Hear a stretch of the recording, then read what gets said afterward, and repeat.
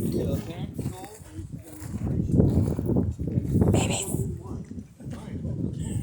Jim's just showing. They're right up here. When we go all the way in this tunnel here, we end up not quite under that, just a little bit of angle here, but that deep in the mountain, and then we'll come out over here on the other side. Sweet. So we basically go right into that peak there. Cool. Got a small tour today. Yeah. The last time I was here, there was like 15 of us. Yeah.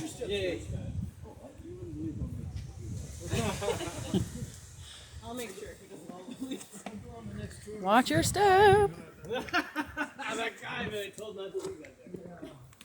I normally don't ever say anything, they usually don't ask, so thanks for asking.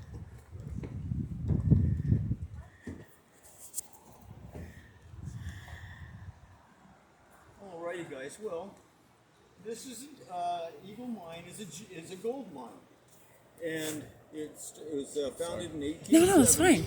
It's fine. All the mining is done extracting quartz and crushing the quartz, because all the gold in Julian is in fine particles in the quartz. So there's no veins of gold dripping off the quartz, no nuggets, anything like that. Just fine particles in the quartz. And they have to crush the rock to get the gold out, and that's why they have this machine here. The stamp mill, as it's officially called, we affectionately call it the rock crusher. Now, this machine was powered by a wood-fired steam engine that turned that big flywheel, rotating the camshaft, and as the camshaft rotated, it lifted those rods. Each of those rods weighed 1,250 pounds. So that's a heck of a hammer. That's an enormous hammer. Yeah. So they lift it up and then let it free fall. Okay. It's doing this. Boom. So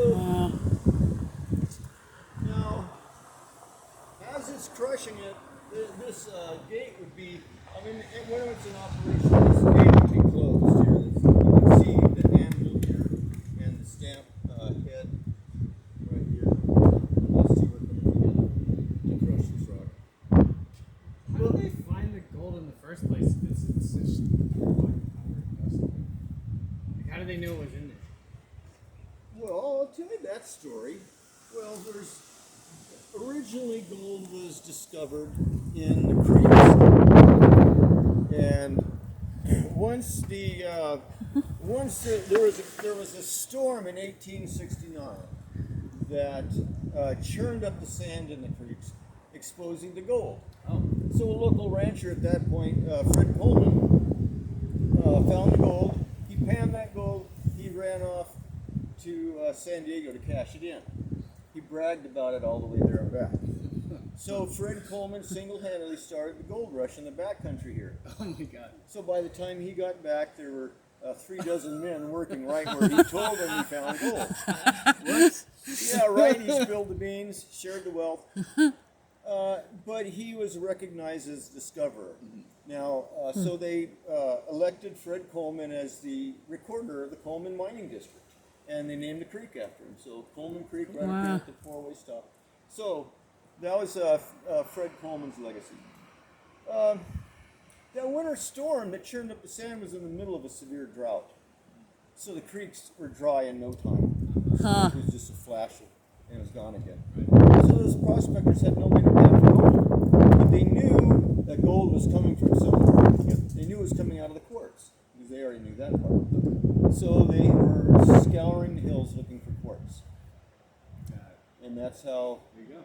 Right. Well, now the rest of that story is, right at that exact same time, Faye would have it, 5 men camped on Vulcan Mountain over here, where the 3 brothers, there were 5 men, 3 Bailey brothers, and their cousins, the 2 Julian brothers.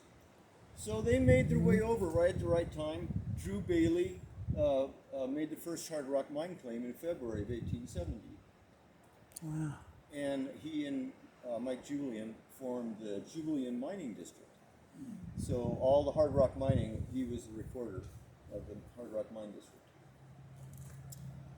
So that's how the gold was discovered in the quartz around here. Yeah. Where was the nearest assayer's office? Was that in San Diego? No, I think it was here. I think someone was doing it right back here. Okay. It may have, the county, it might have been in San Diego. That would make sense. And then after there were more people here, they probably had like kind of a makeshift one here. They might have had their own right back here. Yeah. Okay. Well, the rest of that story now, a little more about Drew Bailey, because he made the first hard rock mine claim. That was in 1870. In 1874, Drew Bailey applied for homestead of 160 acres. So all of what's the business district of Julian was part of his homestead. And instead of making it private property, he had the vision of a city. So he laid out a city plan, he developed roads and lots, donated deeds to the lots to anyone that would build. Cool. So he, basically... Very entrepreneurial. He got the whole city going. Yeah. And people ask him, well, Drew Bailey, why isn't this Bailey town? Yeah. He says, well, I named it after my cousin Mike Julian because he was more handsome than me. So he had a sense of humor as well as being a humble guy. Yeah. Turns out later, he admitted years later that Julian was the family name. Preferred it. All right, so that's how they found the rock.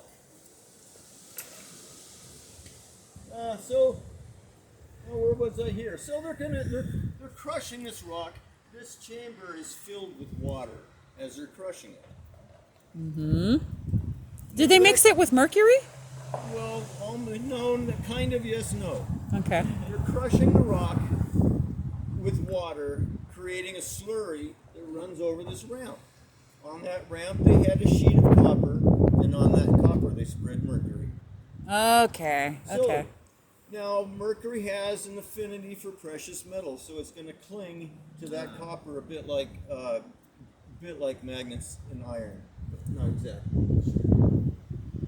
But as that slurry then makes its way over what they call an amalgamation plate, the gold is drawn into the mercury and it'll hold it there while quartz and water roll right off. Wow. Onto this secondary filter, though, because they needed a secondary filter because the amalgamation plate generally only trapped about 85% of the particles. And they wanted it all. Yeah. So they hence this, what they called rugging. That was a piece of fabric that would trap those gold particles. Some fine weave, like they actually like corduroy, because it had the little ribs, the cords, that acted like a sluice. Yeah.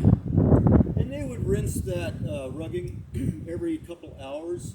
Every ton of rock they crushed or so, they'd rinse it in a container for later processing. That slurry would then make its way onto this shaker table, and this was their last chance. And otherwise, it would shake all day long, and it would settle any gold particles into the grooves of the wood. So at the end of their shift, they gently rinsed the table and picked out those particles with tweezers or an eyedropper. Wow. Well, now let's go back to this amalgamation plate. They will scrape all that mercury, with that amalgam now, into and put it into what they call a retort. Now that's a scientific device that, in this case, resembled an old-time still, or a crucible with a seal lid and a vent tube. They heated that amalgam to 900 degrees, vaporizing mercury. Wow. The mercury exited through the vent tube into a sealed cooling chamber and ultimately into a water bath. So it was completely sealed. By the time the mercury hit the water, it turned back into liquid mercury, and they could reapply it on that copper, recreating the amalgamation plate. Well, now they had the retort filled with particles of gold. They could cook in a furnace or melt in a furnace at about 2,000 degrees to melt it and make the gold bars. They'd send those gold bars to the bank, which was Wells Fargo at the time, who would in turn send them to the mint in San Francisco where gold coins were struck. Huh, that's crazy. So if you have any gold coins from the 1870s, they could be Julian gold. Wow. Did they know about like mercury poisoning back then? Yeah, they've known about mercury poison for thousands of years. Oh, really? Oh, That yeah. long? Actually, the Romans would put their hardened criminals into the mercury mines. The Oh, for cinnabar heaven's mines. sake. So the wardens could see the damage They knew happening. what was going They on. knew, yeah. Wow. That's what they put there. And the Greeks and Arabs, they all knew about mercury poisoning. Did you hear about like haberdasheries and the people making the hats to mercury Sure. and dipping their hands in it and everything? So I didn't know that was a common knowledge of sort of like the mercury poisoning. We knew about that back then. But How that first got started was one, they treat it's felt is made with hair, so it's made with hair, matted hair, yeah. and they use urine to treat the hair. It's part of the process, right? Well, one of these haberdashers had the very best felt, and it turns out that he was taking mercury medicinally. Oh my And God. that's what started that Trade thing. Well, no, I mean the trend. Oh, the trend, I see. Just like And them then doing from that, there, they that started took off. using more and more mercury, and that made them nuts. And then the Yeah. phrase. How you doing, folks? I'm good. How are you? Great. Good. Hey, well, let me give you a quick rundown here. Sure. This is a 5-stamp mill, and it's crushing this quartz. This is the ore. It's crushing it. That gate would be closed. That chamber would be filled with water, and that would be creating a slurry running across this ramp, which had a copper sheet painted with mercury. So the gold would be drawn into the mercury as that slurry ran across that plate. So now they cook that amalgam in a retort to extract the mercury, which they can reuse because it's all in a sealed chamber. Neat. So that's where we are here. And where are you actually? So we were talking about mercury again. So yeah.